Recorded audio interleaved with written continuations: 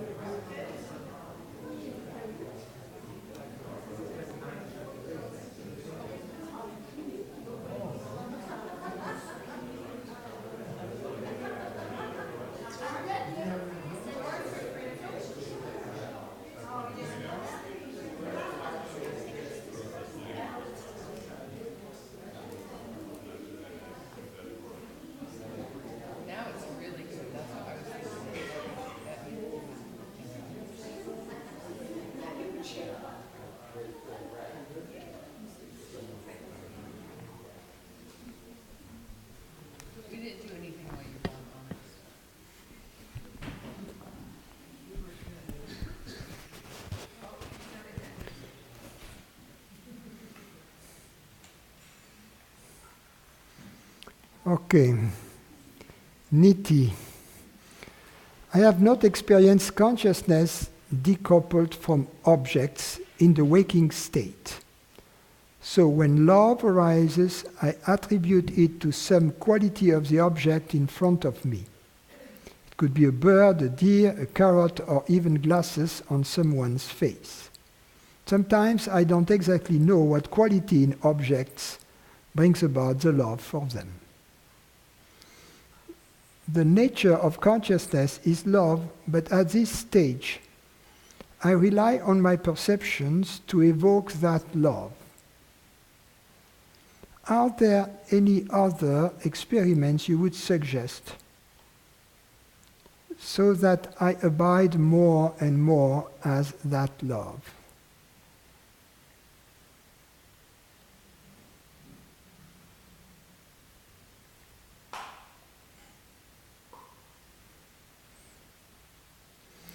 First of all, you say, when love arises, I attribute it to some quality of the object in front of me. If that were to be true, and for instance, if the love that the bird evokes in you was an attribute of the bird in the same way as the color of its feathers, you should always have the experience of love every time the bird shows up. Because let's say you take a yellow bird, and every time the bird shows up, it will be the yellow bird. So if love were an attribute of the bird, just as the yellow color is an attribute of the bird, you should have the experience every time in the presence of the bird. And we know that it is not the case. So therefore, it is very much in doubt whether love is an attribute of the object we love. In fact, love is something we experience within ourselves. And the object is a lovely object. There is a difference between a lovely object that evokes love in us and the love which is evoked by the lovely object. So, difference between the loveliness that belongs to the object and the love that belongs to the beholder. Just as the beautiful belongs to the object, but the beauty belongs to the beholder. Just as the truthful belongs to a line of thought which is logical and rational, but the truth is in the beholder, because that's the beholder which experiences the understanding, the evidence.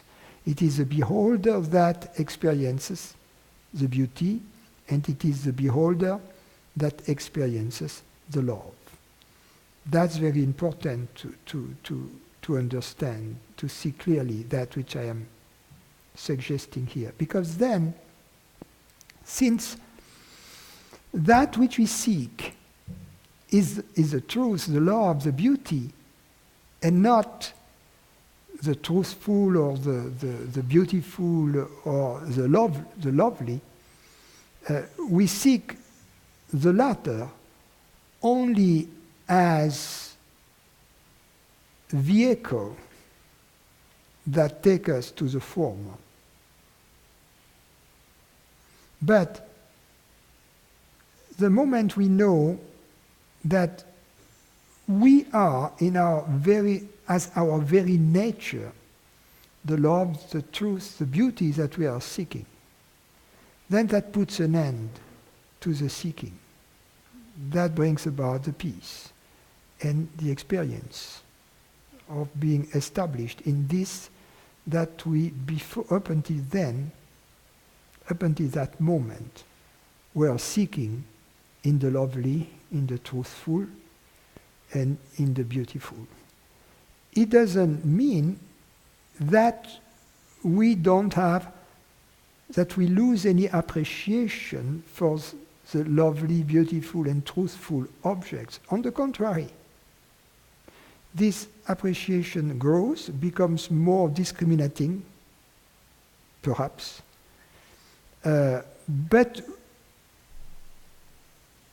we know the mechanism, in a sense. We know the distinction. We appreciate the beautiful object, and with a sense of gratitude and of marvel for that which created it, for that from which its beautifulness or its loveliness comes.